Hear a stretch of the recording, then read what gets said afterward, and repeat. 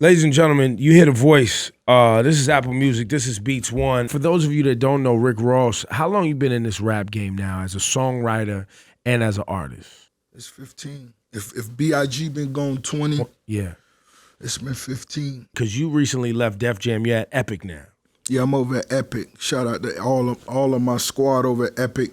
Shout out everybody at Def Jam Records. Yeah. Yeah, we Because they made it easy. The business was easy. Yeah, we made history, you know what I'm saying? And there's a lot of people that's still there that's, from that era, so I salute you, you dig? And, right now I'm just over here with the real gang, L.A. Reid, my whole squad, you know what I'm saying? I got Young Sav, I got Sam Sneak in-house, so, everything for me really, a button away, you know what I mean? Give me a record that you worked on, some classic Rick Ross that we didn't even know you was a part of. Anything from any era. Eric Sermon days, Trick Daddy days. Oh, man, he said Eric Sermon days, man. You know, I knew about that. Yeah, man, I used to be in the basement back then, man. Eric Sermon was the OG. I'll never forget first time I ever came to New York, Redman picked me up. It was in a BMW truck. Picked me up. I don't even think he spoke to me. I just got in the back seat. He just rolled. He pulled up to Branson.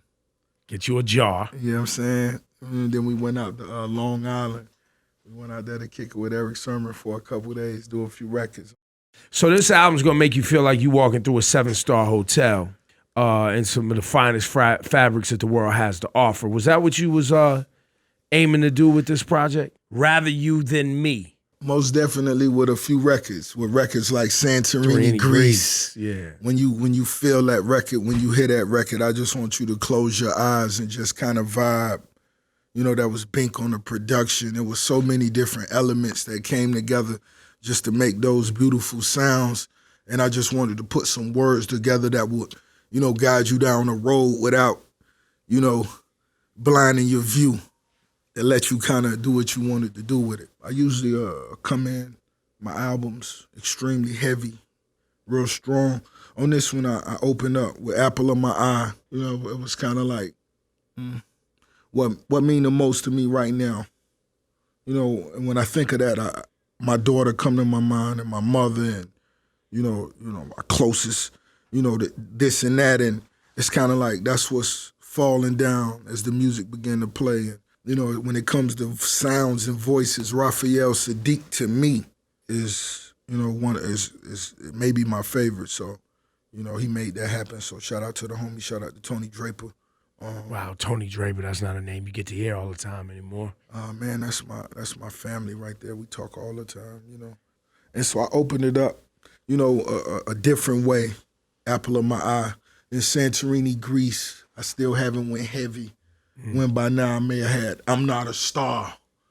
Right. And idols become rivals. That's when the tide changes. I'm discussing things that change and, I'm being, it's a powerful record. Did that happen to you?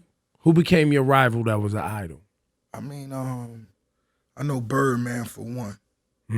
Yeah, he did. Have you had words with Birdman? You guys spoke? Nah, not in the moment. It's been a minute. Who influenced you? Who are the rappers? What was Ross listening to? I was, and not because it's a cool answer, but I listened to both coasts. Well, we didn't grow up in that time, you and me. We didn't grow up in a time where you had to pick a region or... We didn't. It was whatever was If you loved NWA, if you loved Public Enemy... EPMD. If you want EPMD, if it Too was... Short. Cool C from Philly. Steady B. You know what I'm saying? Hilltop Hustlers, you know what I'm saying? Just, Eric B. and Rakim, whatever it was. It might be Egyptian Love out there in L.A. Oh, man. Might be. Man, if I ever ran into homie, y'all just, man, I don't know what he looked like, so just tell him, raise his hand. Egyptian Lover, baby. You know what I'm saying? But Egypt. That thing used to hit. I never was biased when it came to Coast and when it came to music, so when it came to the records that I wanted to make, I just kind of, the stuff I listened to the most. I listened to Ice Cube the most. So I listen to that the most, and I listen to Eric B. and Rakim, and this makes sense to me. I'm about getting money, you know what I'm saying? Paid in full. Yeah, I'm about getting. I want a jacket like that. Yeah. Yeah, who made that? Oh, they say, Dapper Dan. Oh, okay. I want that. Yeah, when I come up, I'm gonna go see him. You know what I'm saying? It's He's still uptown too. Shout out to Influencing Dapper culture Dan. nonstop. Man, I gotta pull up on him too. Shout out to Talia too, you know. But it was just like I watched, you know, the music, the production, the fashion, all that played a role. Because if your music, you could have had whack music, but if you was fly, I would have still rocked with you. Why Rather You Than Me as a title? Rather you than me, because I feel like, you know, that's the climate we in right now, being young black men. At some point during the day, that'll come across your mind. But, you know, we can't be slaughtered. In your world, you know, you still wearing the ankle bracelet. Still got on the ankle bracelet. I'm almost at 2 years with that. You know, they wish I would have went broke. And your inspirational words to people that are afraid of what they're seeing because they've never seen anything like this before. You know, if you follow me, I tell you, this the wrong time to be afraid to die. Don't be scared to die. Don't want to die, but you can't be afraid to die. They gonna hold that over your head forever. You remove that fear, then you could move logically. Rather you than me. So listen, your last album, Yeah. that was the Black Market album. My last album was Black Market, yeah. Things weren't so easy for you to move around because of some things that took place in your personal life outside of music. Yeah, outside of music, I was placed on house arrest. Yeah. Yeah, that summertime, I was tangled up in a situation, and I was placed on house arrest. I was able to release my album on my call, but of course, I didn't get to promote it. You know, I made a few phone calls, and everybody who showed me love, it was all love. Anyway, But you wasn't able to do the shows that you normally do, and you wasn't able to visit people the way you like to. No, I wasn't really able to get around. You know what I mean? I still did some 60 and change, I believe. Yeah, that's a good number. That was decent for, you know what I mean? Yeah. Not moving. And when is the trial? When does this ankle bracelet come off? Do you even have a? Nah, They won't even give you a. I don't have a trial. I don't have a trial date. I haven't even got on a stand yet.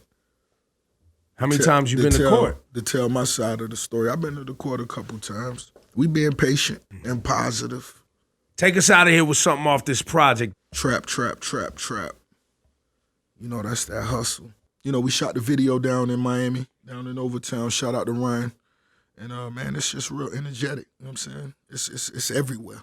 You know, knowing what the trap and how and what that really is. Right. The fact that it has evolved into it's basically almost like slang in a way that you got strippers saying they trapping. You got kids going to school talking about, you know, they in the trap at school, you know, just in a way of like working from the bottom up. Like it's almost like the trap has become that. But we know what it really is. Believe that. But do you find yourself giggling a little bit that it's worked its way into basically mainstream slang? Yeah. Most definitely. It's a real funny thing. And, you know, it's just, you know, just applying it to your hustle, that's cool.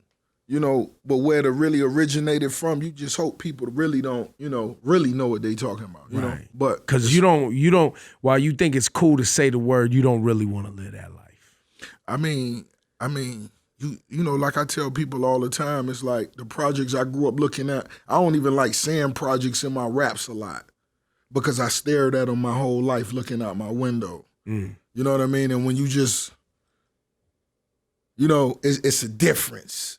You know what I mean? And I seen that. I did that. Before where we are today, you had Wale and Meek Mill had a little skirmish. You ironed that out because that was families, just brothers arguing, doing whatever. Right. Martha Stewart, she promoted your album on Twitter. Definitely has a look about her in the eyes at holding the Rick Ross Rather You Than Me cake. Did she bake the cake? Oh, yeah. You know, they prepared the cake. So she put a little extra love on the Rick Ross Rather You Than Me cake that she put up on Twitter. I mean, it possibly could have been Martha seasoning. But, you know, Martha, she most definitely is a beautiful spirit. You know, when you first think Martha, you think, you know, your elder. But once you get around Martha, she's chilling. Yeah, Martha, you know what I mean? Martha got a vibe. Yeah, baby, You know I knew what I'm it. I could always tell. Yeah. She kept it gangster. And, you know, she got a big bag too. But more importantly, anybody that's listening to this, please tag Martha. Tell her Rose say hello. Hi. Yo, and you know she can make you comfortable at the crib. I mean, she build homes. That's what I'm saying. Of course. She might make me my own bed. Like, I might get the, you know what I'm saying, the Metalusa. What is that? You know what I'm saying? Not the California King, but something else. Is that, wait, there's a step up from the California King? Of course. Yo, hey, ladies and gentlemen, Rick Ross is in here super. blushing right now talking about Martha Stewart. Look at him. Look at him. Look at him. Well, because there's this part of her that I always saw back before she went to jail, right? Because people forget, Martha Stewart did time for not snitching. You see who she comfortable? She comfortable around Snoop Dogg. She comfortable around hip hop and just real people. Exactly. She's one of us. Despite all of the negative energy that's been placed on your neck over the last several years, feels like from listening to this album, you know, you're very focused on Rick Ross. You know, this record right here, this is a special joint. I'm gonna give y'all Maybach Music 5. Shout out to Dej Loaf. I didn't expect that collab. Yeah, man. I released my album on the same day. The date of birth is my daughter. That's my birthday too, by the way. March 17th. Man, March 17th. You already know what it is. So, Dej Loaf is her favorite artist. I had Dej Loaf at her birthday party a year or two ago, and I did this for. This is a real special record right here. Ladies, y'all should really appreciate this because I really, you know, the first few seconds of this, I had my daughter in mind. So when you hear that when you hear those sprinkles, you know what it is. And that takes us to summer 17.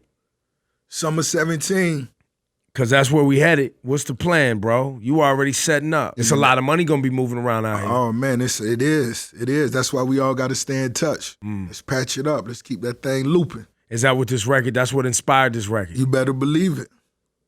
You better believe it. I got paper. This for all my homies that's still trying to, you know, get their footing right. Mm-hmm. Yo Gotti on the second verse. Yo, he just put out an incredible album. That Yo Gotti album he just put out was incredible. Yeah, man. Yo Gotti, he about his business, man. Yo Gotti is really a solid and a dope-ass lyricist. Yes, storyteller. And he been consistent for years. And to me, that's like, you know, I consider him like me, a late bloomer. But what should the young artists be paying attention to if they're trying to navigate this new industry that's not really based on sales anymore? To me, it's really just all about being the best you can be. Whatever that is, however that is, you know what I mean? I remember when we first came in the game, we made ourselves better turning up the virals and the visuals and we made all that a part of us releasing freestyles and so on and so forth. And I think it did, you know, something for the culture as well. You know what I'm saying? That visibility mean a lot. You know what I'm saying? And a lot of times, you know, it go hand in hand with the audio. So, you know, we just try to do different things. And, you know, right now it's 2017. I'm on my 9th one. Wow, this is 9. This is number 9. Just take that same drive and apply it to something else.